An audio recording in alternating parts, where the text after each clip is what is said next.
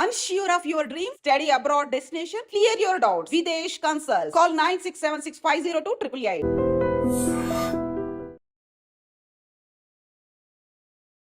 నమస్తే, welcome to I dream inside politics with కవిత.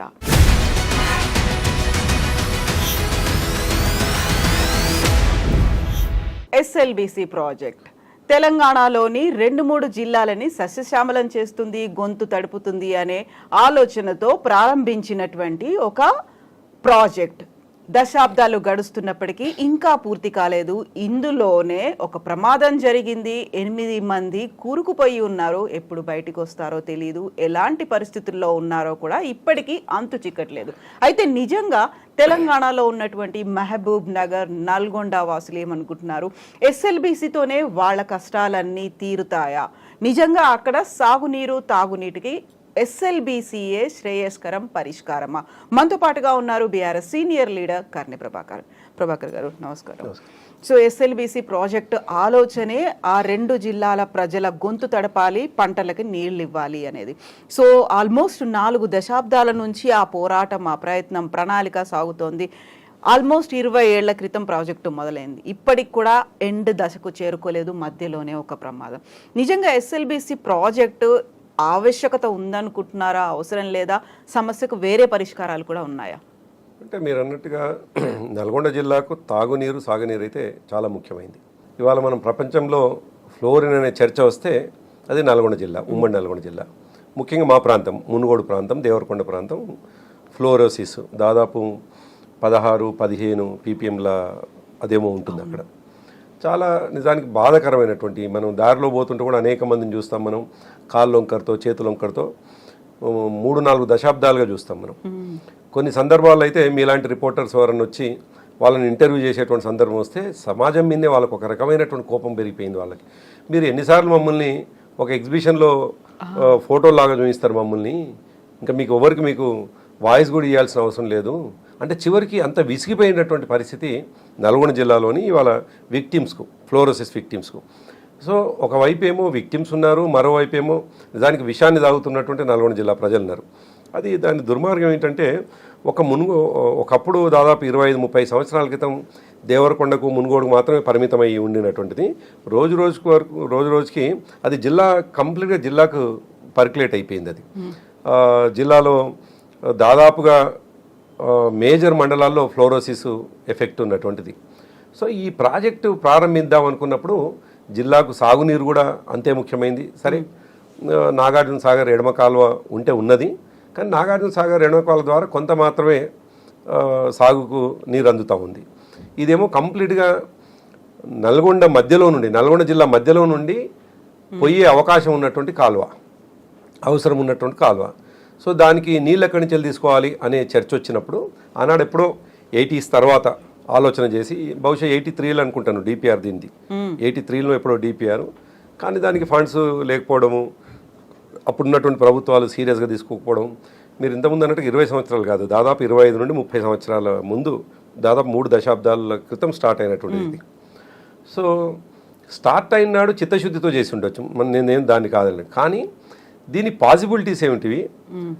ఇది మనము 44 కిలోమీటర్ల టన్నెల్ అంటే 43.99 టన్నెల్ని ఎన్ని సంవత్సరాల్లో చేయగలుగుతాము ఒక అంచనా లేకుండా ప్రారంభించిండ్రు అని అనుకోవాల్సిందే. ఇంకోటి ఏంటంటే ఆనాడు ప్రారంభించినప్పుడు సొరంగం అన్నారు. సొరంగం అంటే కంప్లీట్గా అభయారణ్యం కింది నుండి పోవాలి, పెద్ద బ్లాస్టింగ్స్ చేయడానికి అవకాశం లేనటువంటిది, పైనుంచి తోవడానికి అవకాశం లేనటువంటిది, ఏదన్నా ఇబ్బంది జరిగినప్పుడు పైకి పోయి చూడటానికి అవకాశమే లేనటువంటి, ఒకవైపు ఫ్రీగా ఉన్నటువంటి నల్గొండ నుండి, లేదు ఇంటేక్ ఉండేటువంటి శ్రీశైలం నుండి మాత్రమే పోయే అవకాశం ఉంది.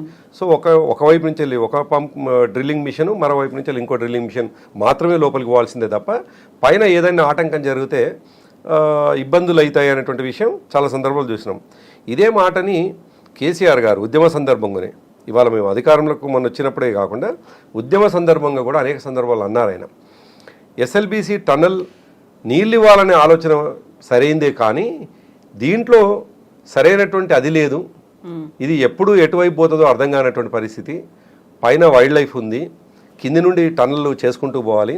ఇంకోటి దాని మిషన్ ఎప్పటికప్పుడు రిపేర్లు రావటము, ఇట్లా దాదాపుగా 25-30 సంవత్సరాలు కంప్లీట్ అయినటువంటి సందర్భంలో నల్గొండ జిల్లాకు ఇక ఏదన్నా శరణ్యం ఉంది అంటే సాగునీరు. అయితే ఆ సాగునీరు రావాలి అని అంటే ఎస్ఎల్బీసీ కాకుండా, సరే ఎస్ఎల్బీసీ అయితే ఇప్పుడు ఉంది, టన్నల్ పనులు జరుగుతూ ఉన్నాయి అని అప్పటికే ఇది వస్తుందా రాదా, ఇది కంప్లీట్ అవుతుందా లేదా అనేటువంటి ఒక భయంతో, ఒక అనుమానంతో దుచ్చర్ల సత్యనారాయణ గారు అని చెప్పేసి ఒక పెద్ద వాటర్ యాక్టివిస్టు, నీళ్లు కావాలనేటువంటి ఒక యాక్టివిస్టు, ఆయన బ్యాంకు ఉద్యోగి ఉండే, ఆ ప్రాంతం వాడే. ఆయన చాలా పెద్ద పోరాటం చేసినాడు, చాలా పెద్ద పోరాటం, దాదాపు 10 సంవత్సరాలు సుదీర్ఘమైన పోరాటం చేసినాడు. ఆయన చేయటమే కాకుండా ఆనాడు పార్లమెంట్ ఎన్నికల్లో దాదాపు 350 మందిలో 300 మందితోటి నామినేషన్లు కూడా వేయించి తన నిరసన తెలిపినాడు.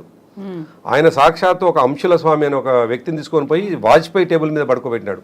అంటే వివిధ రూపాల్లో తన నిరసనని చూయించి, తద్వారా ఇక మరి ప్రత్యామ్నాయం ఏంది, ఎస్ఎల్బీసీ టన్నల్ ఏమో ముందుకు పోవటం లేదు, మరి ప్రత్యామ్నాయం ఏంటంటే అక్కంపల్లి రిజర్వాయర్ ద్వారా, అక్కంపల్లి ఎత్తిపోతల ద్వారా, రిజర్వాయర్ల ద్వారా మళ్ళీ వీటికి సమాంతరంగా నీళ్లు తీసుకోవాలని ఆలోచన చేయడం. సరే అక్కంపల్లి చేసుకోవడంతో, కానీ అది పూర్తి స్థాయిలో శాశ్వతం కాదు, శాశ్వత పరిష్కారం కాదు. ఇటు ఎస్ఎల్బీసీ కంప్లీట్ కాకపోవడం, అక్కంపల్లి శాశ్వత పరిష్కారం కాకపోవడం, దీంతో ప్రత్యామ్నాయం లేకపోతే కష్టమవుతుంది అనేటువంటి ఆలోచన మా ప్రభుత్వం కూడా చేసింది. అందుకే దీంట్లో ఉన్న టెక్నికాలిటీస్ కావచ్చు, దీంట్లో ఉన్న పాసిబిలిటీస్ కావచ్చు, ఇది ఎట్లా కొసెళ్తుంది అనేటువంటిది కేసీఆర్ గారు స్టడీ చేసింది. కాబట్టి డిండి ద్వారా నల్గొండ జిల్లాకు నీళ్ళు ఇవ్వాలని చెప్పేసి ఆలోచన చేసి డిండి ప్రపోజల్ పెట్టడం జరిగింది. కాబట్టి సరే ఎస్ఎల్బీసీ విషయానికి వచ్చినప్పుడు, అసలు ఈ దేశంలోనే మొట్టమొదటిగా అంత 43 పాయింట్ చేంజ్ టనల్ని ప్రయత్నం చేయడం అనేది పెద్ద సాహసమైనటువంటిది. మేము ఎప్పుడో చిన్నప్పటి నుంచి చూస్తూ ఉన్నాం. దాదాపు నాకు 15-16 సంవత్సరాల నుంచి వింటా ఉన్నా. నేను 18-20 సంవత్సరాలు అనుకుంటాను. నా 10th క్లాస్ అయిపోయి ఇంటర్మీడియట్ నుంచి వింటా ఉన్నాను ఈ విషయం. ఇప్పటికీ కంప్లీట్ కాకపోవడం అనేటువంటిది, ఇంకా ఇటువంటి ప్రమాదం జరిగినప్పుడు మా జిల్లా వాసులకు ఏమైపోయిందంటే, అసలు నీళ్ళు ఎస్ఎల్బీసీ నుంచి మనకు నీళ్ళు వస్తాయా, దీంతో అయ్యేదేనా అనేటువంటి ఒక విధమైనటువంటి ఒక నిస్పృహ, ఒక విధమైనటువంటి అసంతృప్తి జిల్లా ప్రజల్లో ఉంది. స్టిల్ ఈ నిమిషానికి కూడా మాకు ఒకవైపు ఏమో నాగార్జున సాగర్ ఎడమకాళ్ళ ద్వారా హాలియా, నిడమనూరు, మిర్యాలగూడ, కోదాడ వైపు నుంచి ఒక కాలువ ఉంది. అది చివరి తూర్పు మన నల్గొండ జిల్లాకు తూర్పు వైపున కొంత ప్రాంతానికి నీళ్ళు వస్తున్నాయి. ఇంకో ప్రత్యామ్నాయం ఏమైనా ఉందంటే ఏమీ లేదు.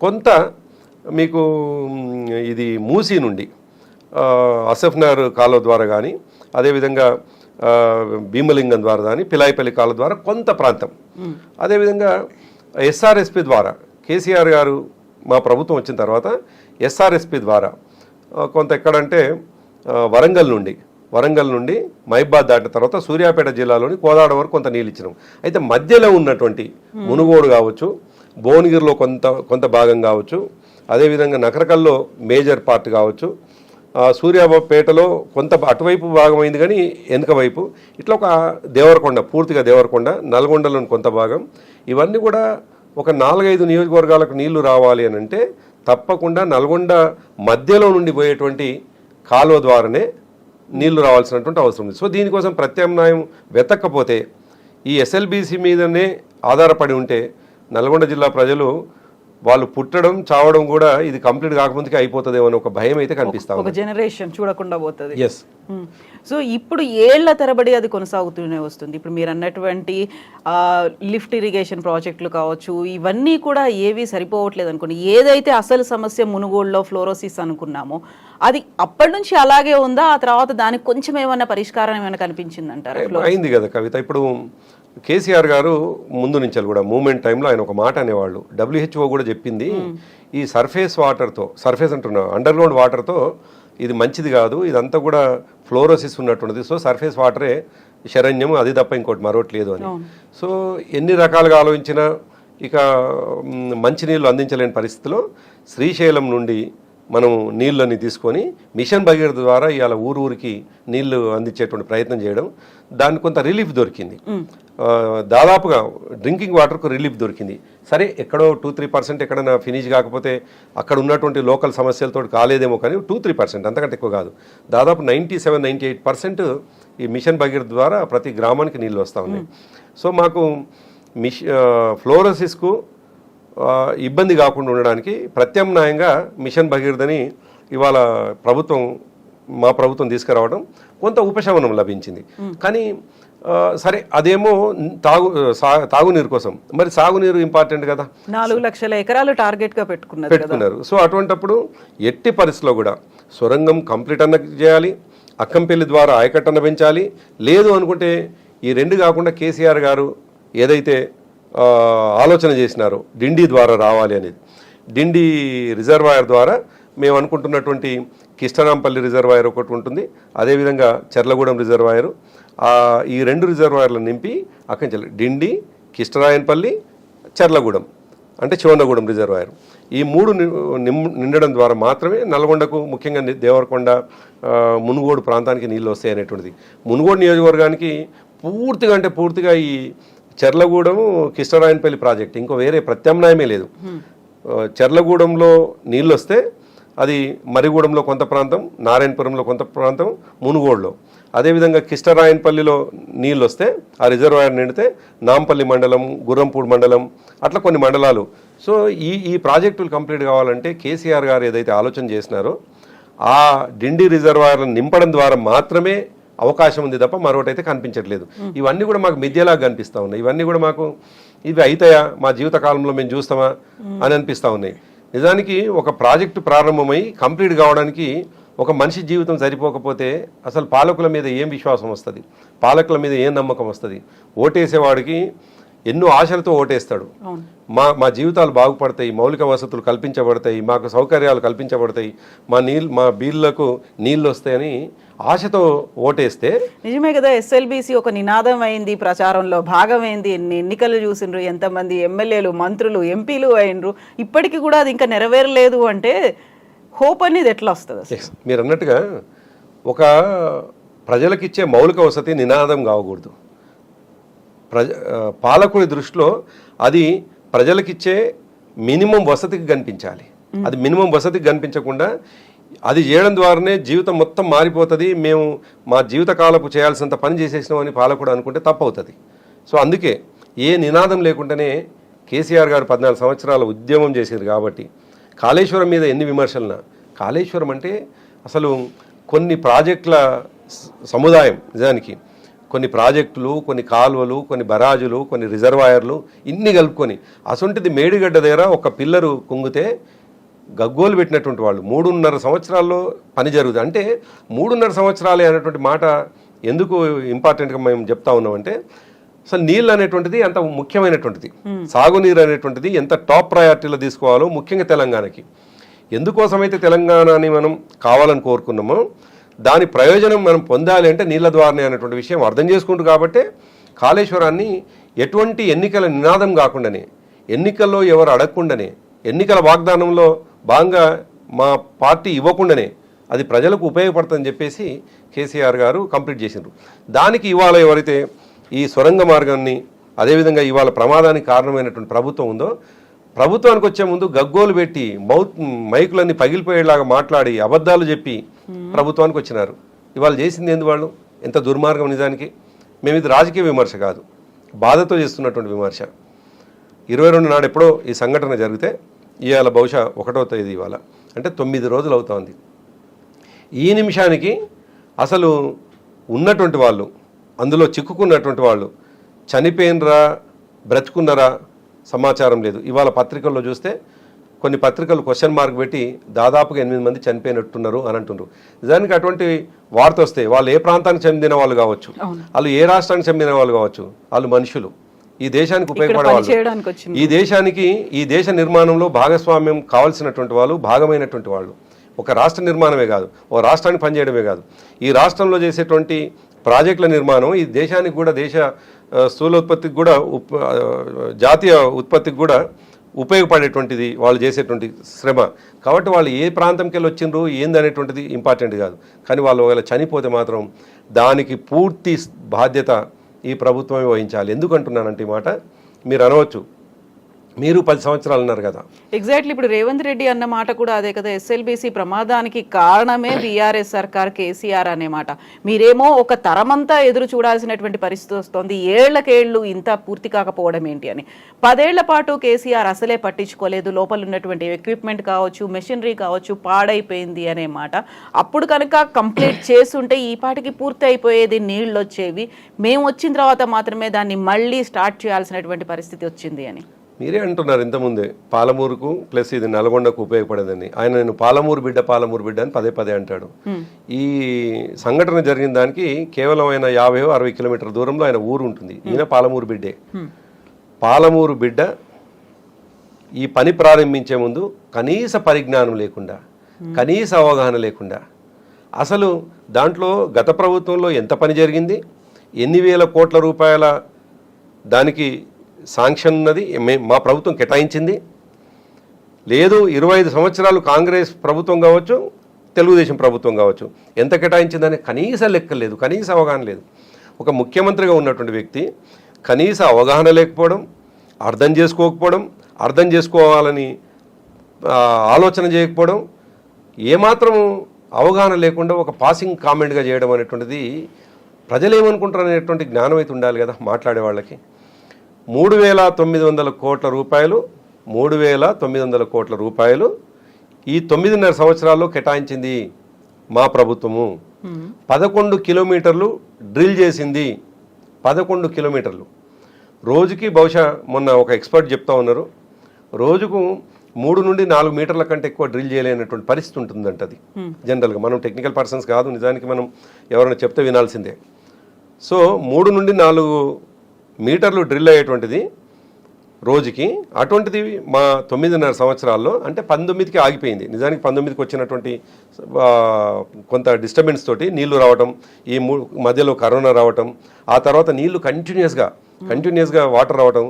ఆ వాటర్ కూడా ఎంత ఫోర్స్తో వస్తుంది అని అంటే మనం ఈ ప్రమాదం జరిగినప్పుడు చూసినాం. మనం కొన్ని టన్నులకు సంబంధించినటువంటి మిషనరీ కొట్టుకొని వచ్చేసింది, ఎనికి వెళ్ళిపోయింది అనేటువంటిది మనం చూస్తూ ఉన్నాం. మరి అంత ఫోర్స్తో వాటర్ వస్తున్నప్పుడు దాన్ని డ్రైన్ చేయడానికే, ఆ వాటర్ డ్రైన్ చేయడానికే కొన్ని కోట్ల రూపాయలు ఈ పవర్ బిల్స్ అవుతున్నాయని చెప్పేసి. సో ఒక ప్రమాదం, అది ప్రమాదం జరగలేదు, వాటర్ వచ్చినాయి, దాన్ని డీవాటరింగ్ ఎట్లా చేస్తున్నారో అనేటువంటిది మనం చూస్తూ ఉన్నాం. ఇటువంటి సందర్భంలో ఒక డిస్టర్బెన్స్ జరిగినప్పుడు ఈ ప్రభుత్వం చేయాల్సిన పని ఏంటి? జియాలజిస్టులతోటి పూర్తి స్థాయి సర్వే చేసి మనం మళ్ళీ లోపలికి పోవడానికి వైబిలిటీ ఉందా లేదా, అన్ని రకాలుగా అక్కడ ఉన్నటువంటి పరిస్థితులు అనుకూలిస్తాయా లేదా, మిషన్ డ్రిల్ చేసి లోపల పోయేటువంటి పరిస్థితి ఉందా, మిషన్ డ్రిల్ చేస్తున్నటువంటి సందర్భంలో కొలాప్స్ ఎక్కడవుతుంది, ఎటువంటి పరిస్థితి ఉంది అనేటువంటి కనీస అంచనా లేకుండా మనం వింటున్నాం అక్కడక్కడ మీడియాలో వచ్చినటువంటిది. మేమేం ప్రత్యక్షంగా పోలేదు. అంతకంటే ముందు సరే ఇది కంటిన్యూ చేసినాక అక్కడికి వస్తాను నేను. అయితే ఈ మాట వాళ్ళు ఎవరైతే వర్కర్స్ ఉన్నారో వాళ్ళే చెప్తా ఉన్నారు. ఏమంటున్నారంటే, సార్ అక్కడ ప్రమాదం ఉంది అనేటువంటిది మేము పసిగట్టినాం, రాళ్ళు కూలుతున్నట్టుగా మట్టి పిల్లలకు జారుతున్నట్టు కనిపిస్తూ ఉంది, మేము మా ఆఫీసర్లకు చెప్తా ఉన్నాం, అయినా పర్వాలేదు మీరు లోపలికి వెళ్ళండి అని చెప్పేసి 16-17 తేదీల్లో వాళ్ళు పంపినారు. అంత కలుపుకుంటే బహుశా అది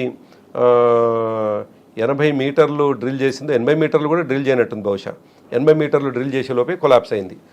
నువ్వు ఒక 4 రోజులు 5 రోజులు పని చేస్తేనే కొలాప్స్ అయిపోయి చనిపోయేటువంటి పరిస్థితి ఉంది.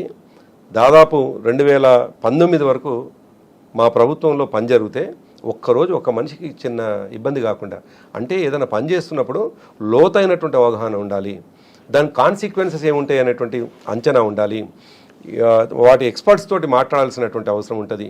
ఇవన్నీ ఏం లేకుండా ఒకవైపు ఏమో ముఖ్యమంత్రి జిల్లాలోనే ప్రమాదం జరిగింది, అది మహబూబ్ నగర్ నల్గొండ జిల్లా ప్రజల వరప్రధానిగా పేరుంది దానికి, ఆ ప్రాజెక్టుకి. దాంతోటే ప్రజల స్థితిగతులు మారుతాయి, నీళ్ళు వస్తాయి అనేటువంటి అది ఉంది. ఆ జిల్లాకు సంబంధించినటువంటి ముఖ్యమంత్రి ఏమో ఒక పాసింగ్ కామెంట్ చేసి ఇది గత ప్రభుత్వం యొక్క పాపం అని చెప్పేసి మాట్లాడడం. కానీ మరి దాని మీద ఒక్కరోజైనా దృష్టి చేసిండా? ఆయనకి ఎన్నికల్లో ఎమ్మెల్సీ గెలవాలనేటువంటి ఆసక్తి, ఎమ్మెల్సీ గెలవాలనేటువంటి తహతహ, హెలికాప్టర్లు తిరిగేటువంటి అది, కానీ ఆయన ఊరు నుండి 50-60 కిలోమీటర్ల దూరం ఉన్నటువంటి టన్నెల్ దగ్గరికి పోకపోవడం అనేటువంటిది ఎంత దుర్మార్గం.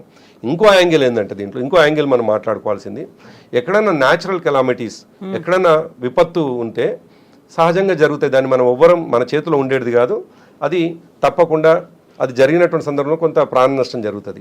అటువంటి సందర్భంలో కూడా ప్రభుత్వంలో పెద్దల మీద విమర్శన చేస్తున్నటువంటి కొన్ని సందర్భాలు చూస్తాం మనం. ఎందుకు పోలేదు ముఖ్యమంత్రి అక్కడికని, ఎందుకు పోలేదు ఫలానా ఆయన అక్కడికని విమర్శలు చూస్తాం. అంతేందుకు మా ప్రభుత్వంలో 1-2 సంఘటనలు జరిగితే కూడా ఇదే రేవంత్ రెడ్డి పిసిసి అధ్యక్షుడిగా ఉన్నటువంటి సందర్భంలో అక్కడెక్కడో కొండగట్టులో ఒక డ్రైవర్ తప్పు చేసి కొంతమంది చనిపోతే మా కేసీఆర్ గారు పోలేదని విమర్శించినటువంటి మనిషి. అది ఒక వ్యక్తి చేసిన తప్పు, కానీ ఇదేమో వ్యవస్థ చేసిన తప్పు, ఇది నీ ప్రభుత్వం చేసిన తప్పు.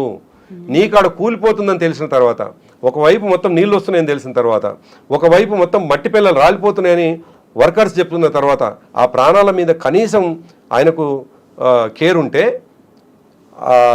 ఇంజనీర్లు కావచ్చు, ఎవరైతే నిపుణులు ఉన్నారో అది ఆలోచన చేసేవాడు. ఆయనకు కేసీఆర్ గారు చేసే పద్ధతి ఏముంటుండే మేము చూస్తుంటే ఆయన్ని.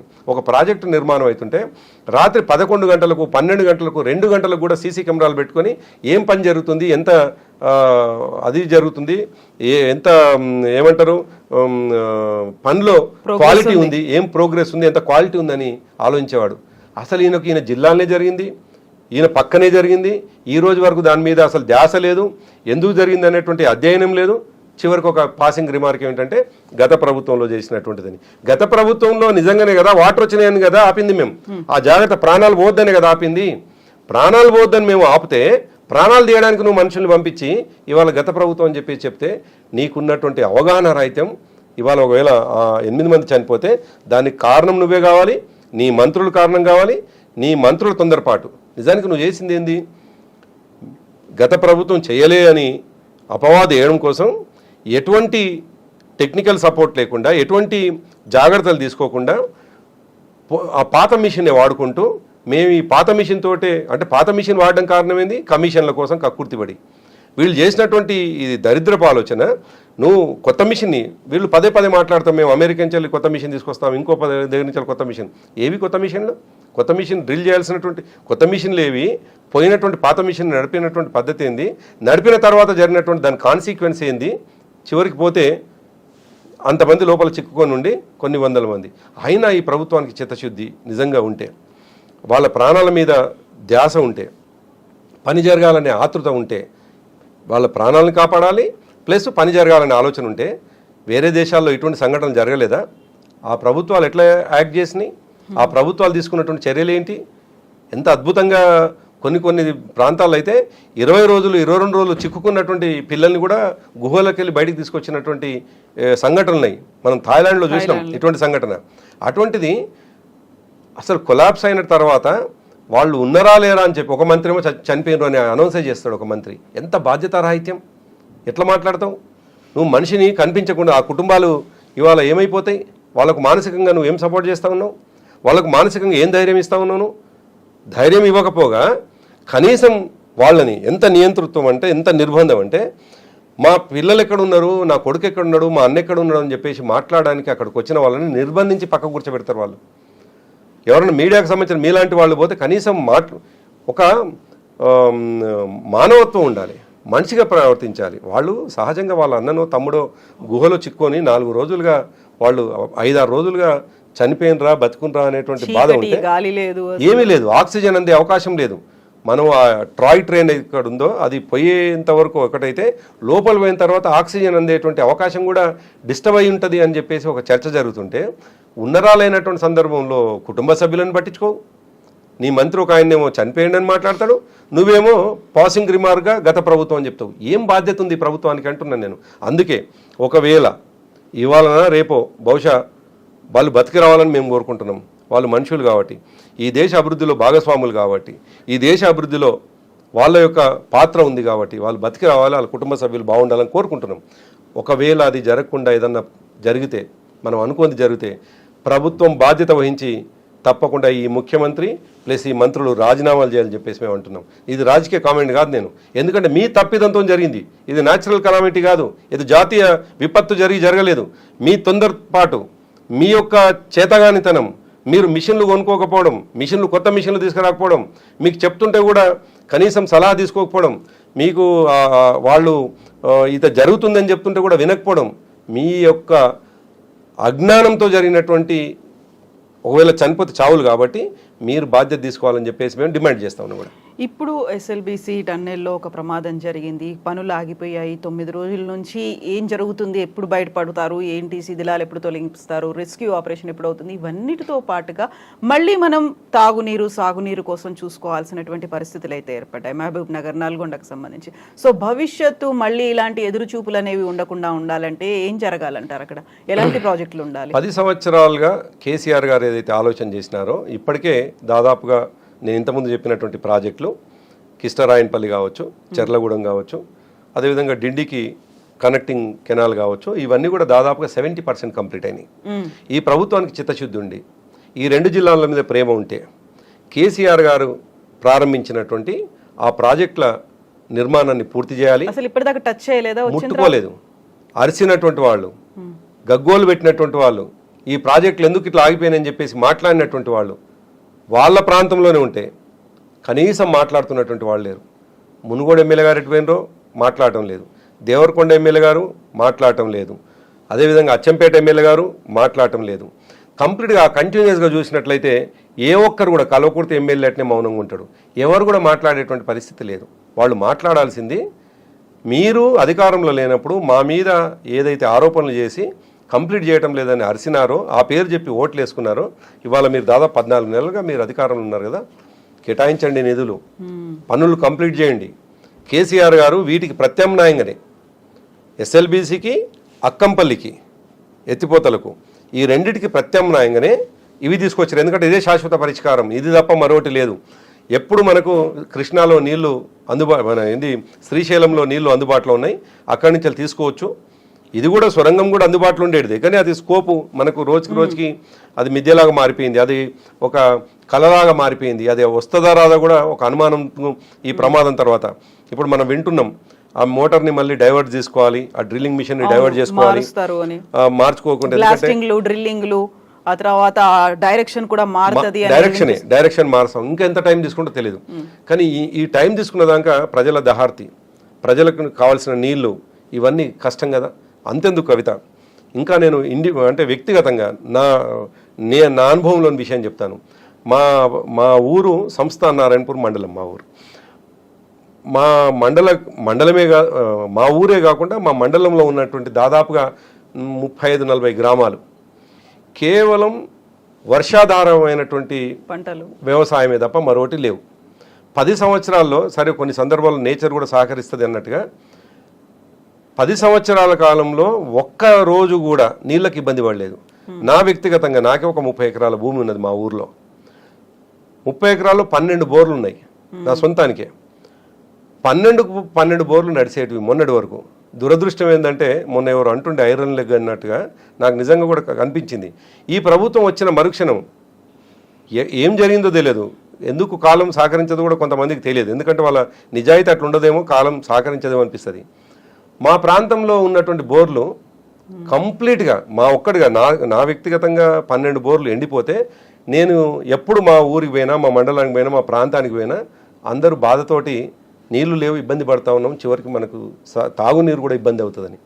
ఇవాళ మాలాంటి మండలాలకి సంస్థాన్ నారాయణపురం మండలం, అదేవిధంగా మర్రిగూడ మండలం, మునుగోడు మండలాలకు, చౌటుప్పల్లో కొంత భాగమైనటువంటి గ్రామాలకు నీళ్లు రావాలంటే నేను చెప్పేటువంటి కేసీఆర్ గారు ఏదైతే ప్రత్యామ్నాయం అన్నారో ఆ రిజర్వాయర్ ద్వారా మాత్రమే నీళ్లు రావాలి.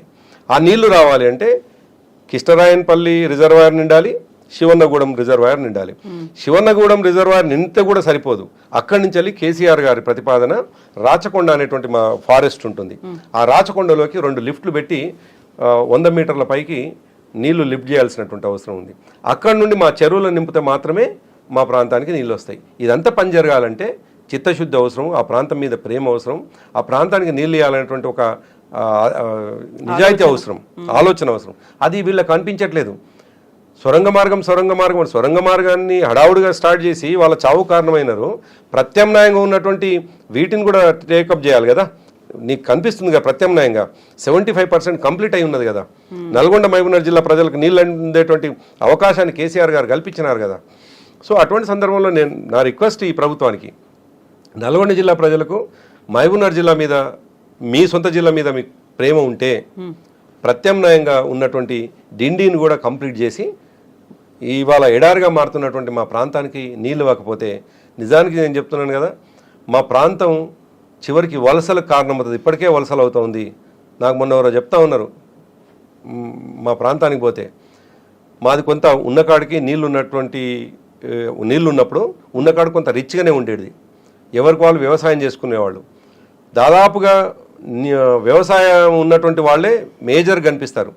కానీ చివరికి అప్పర్ కమ్యూనిటీస్ కూడా కొద్దిగా అప్పర్ క్యాస్ట్లు, నేను మాట తీసుకుంటే కొంతమంది కమ్యూనిటీ యాజ్ ఏ కమ్యూనిటీగా రెడ్డి ఉన్నటువంటి వాళ్ళు కూడా చివరికి వ్యవసాయం చేయలేని పరిస్థితిలో, నీళ్ళు లేని పరిస్థితిలో మా పక్కనే ఉంటుంది చౌటుప్పల్ అని. చౌటుప్పలు పోయి రోజు కూలీలుగా పనిచేస్తున్నారట. దాదాపు 200 మంది రోజు కూలీలుగా పోతున్నారు. వాళ్ళకున్న భూమి తక్కువేం కాదు, ఒక్కొక్కరికి 5 నుండి 10 ఎకరాల భూమి ఉంది. వ్యవసాయం చేస్తే బతికేటువంటి అవకాశం ఉన్నది. కూరగాయలు పండిస్తారు, వాళ్ళు అన్ని రకాల పంటలు పండిస్తారు. ఇవాళ నీళ్లు లేనటువంటి పరిస్థితుల్లో వాళ్ళు చేస్తున్న పని ఏంటంటే చౌటుప్పల్ అడ్డా మీద కూలీలుగా మారి వాళ్ళు 200 మంది కూలీలుగా మారేటువంటి పరిస్థితి ఈ ప్రభుత్వం వచ్చినాక. నేను అందుకే అంటున్నాను, మేము ఓవర్ నైట్లో మొత్తం జీవితాలు మారుతాయని మేము ఏం ఎక్స్పెక్ట్ చేయట్లేదు. అటువంటి అత్యాశ కూడా లేదు. కానీ నీళ్ళు ఇవ్వాలనేటువంటి నిజాయితీ మీలో కనిపించాలి. మీరు రాజకీయం కాదు చేయాల్సింది, కూలిపోగానే మీరు మాట్లాడాల్సింది. మీరు రాజకీయం చేస్తున్నారు, ముఖ్యమంత్రి నువ్వు చేయాల్సిన పని చేయటం లేదు. ఒక ఆయన పోయేమో నీళ్లు వాటర్ కలిసిపోయిందని చెప్పేసి మాట్లాడతాడు, ఇంకో ఆయన పోయేమో 10 మంది ఆల్రెడీ 8 మంది చనిపోయినారు అని కామెంట్ చేస్తారు. అంటే చిత్తశుద్ధిగా పనిచేస్తలేరు. సరే, ఇటువంటి విపత్తు జరిగినప్పుడు, ఇటువంటి నష్టం జరిగినప్పుడు అందరం హ్యూమన్ బీయింగ్గా యాక్ట్ చేయాలి. ఒక మానవతా దృక్పథంతో మనం ఆలోచించాల్సిన అవసరం ఉంది. కాబట్టి మేము దాదాపు 5 రోజులు 6 రోజులు మా పార్టీ పక్షాన పొలిటికల్గా మీరు సహాయం చర్యలు చేపట్టండి అనవచ్చు తప్ప మేము కనీసం మాట్లాడలేదు. చివరికి వీళ్ళ వైపు నుంచి ఇటువంటి వికృత చేష్టలు, చిన్నపిల్లల చేష్టలు, అసలు అపరిపక్వతో ఉన్నటువంటి చేష్టలు చూసిన తర్వాత అప్పుడు మా ప్రతినిధి బృందం ఎస్ఎల్బీస్కి పోతే కనీసం మమ్మల్ని అలో చేసేటువంటి పరిస్థితి లేదు. నిజానికి హరీష్ రావు గారు ఆయన ఇరిగేషన్ శాఖ మంత్రిగా ఉండే 10 సంవత్సరాలు ఉన్నారు. అందులో కొంత ఉత్సాహంగా పనిచేసేటువంటి అవగాహనతో ఉత్సాహంగా పనిచేసే ఆలోచన ఉన్నటువంటి వాడు. నీకు నిజంగా కూడా నిజాయితీ ఉంటే నువ్వు భేషజాలు పక్కకు పెట్టేసి, ఆయన ఎమ్మెల్యేగా ఉన్నారు కదా, ఇప్పుడు ఇంకో వ్యవసాయ శాఖ మంత్రి ఉన్నారు ఆయన నిరంజన్ రెడ్డి గారు, వాళ్ళని పిలుచుకొని వాళ్ళ ఎక్స్పీరియన్స్ని ఏం చేస్తే బాగుంటుందని చెప్పేసి మాట్లాడకపోగా వాళ్ళని పోతుంటే అడ్డగించేసి రోడ్డు మీద కూర్చునేటువంటి పరిస్థితి. మేమేం రాజకీయం చేయడానికి పోతున్నాం అక్కడికి? మీతో అసలు చేసేటువంటి పని ఎటువంటి చర్యలు చేస్తూ ఉండరు, ఏమవుతా ఉంది, దాంట్లో రిలీఫ్ ఏం దొరుకుతుంది? యాజ్ ఏ ఒక పార్టీగా, ఒక ప్రధాన ప్రతిపక్షంగా మమ్మల్ని ప్రతిపక్షంలో కూర్చిపెట్టినప్పుడు ప్రజల పక్షాన మాట్లాడాలి కదా మేము. రేపు డెఫినెట్గా ప్రజలు ఇంత పెద్ద విపత్తు జరిగితే, ఇంత పెద్ద నష్టం జరిగితే మీరు ఎక్కడున్నారని కూడా డెఫినెట్ ఎవరి కోసం అనడం కంటే కూడా మా బాధ్యత కూడా. కాబట్టి మా వాళ్ళు పోతే కూడా ఆపినారు. అంతే. ఇవన్నీ ఎందుకు చెప్తున్నానంటే మీకు చేయాలనే చిత్తశుద్ధి లేదు. ఎవరన్నా మీకు చేయడానికి సహకరించడానికి వస్తామంటే వాళ్ళని కనీసం మీరు పరిగణలోకి తీసుకోరు. సో మీది ఓవరాల్గా అపరిపక్వతతో కూడినటువంటి ప్రభుత్వాన్ని నడుపుతా ఉన్నారు. దాని కొనసాగింపే, దాని పర్యవసానమే ఇవాళ దాదాపు 9-10 రోజులుగా అక్కడ సహాయక చర్యలు ముందు పోకపోవడం, 8 మంది చిక్కుకొని ఉండడం, ఇది చాలా దురదృష్టకరం. వీరి అసమర్థతకు, ఎటువంటి అవగాహన లేనితనానికి నిదర్శనంగా మేము భావిస్తా ఉన్నాం. ఎస్ ప్రభాకర్ గారు, థ్యాంక్ యూ సో మచ్ అండి. Thank you.